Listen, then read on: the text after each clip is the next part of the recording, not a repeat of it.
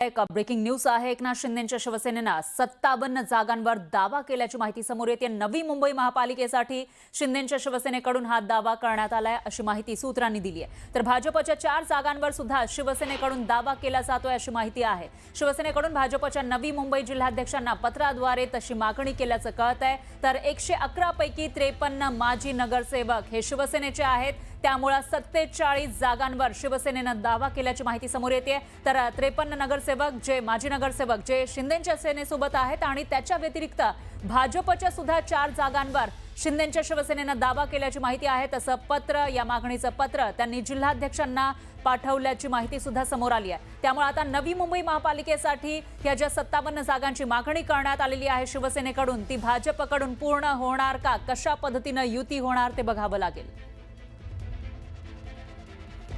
आणि याविषयी अधिक माहितीसाठी आपले प्रतिनिधी विनय म्हात्रे हे आपल्या सोबत जोडले गेले आहेत। विनय, काय सांगाल, नवी मुंबई महापालिकेसाठी शिवसेना भाजपचं काय ठरतंय?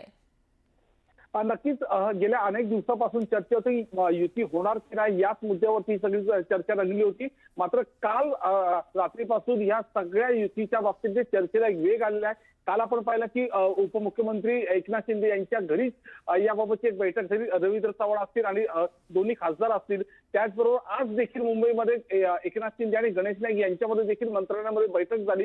त्यावरून आता ह्या चर्चेला वेग आलेला आहे। आणि आता जी माहिती आपल्याला सूत्रांकडून मिळते त्यामध्ये एकनाथ शिंदे यांच्या शिवसेनेने थेट भाजपचे नवी मुंबईचे जिल्हाध्यक्ष डॉक्टर राजेश पाटील त्यांच्याकडे पत्राद्वारे हा प्रस्ताव दिला, ज्यामध्ये 111 नगरसेवकांच्या पैकी 111 जागांपैकी 53 जागांचा त्यांनी त्यावरती दावा केलेला आहे। तर एकूण 57 जागांचा दावा केलेला आहे, परंतु 53 नगरसेवक हे शिवसेनेचे आहेत आणि 57 जागांचा दावा केला, म्हणजे आणखी 4 जागा ज्या होत्या त्या भाजपच्या जागेवरती त्यांनी दावा केलाय।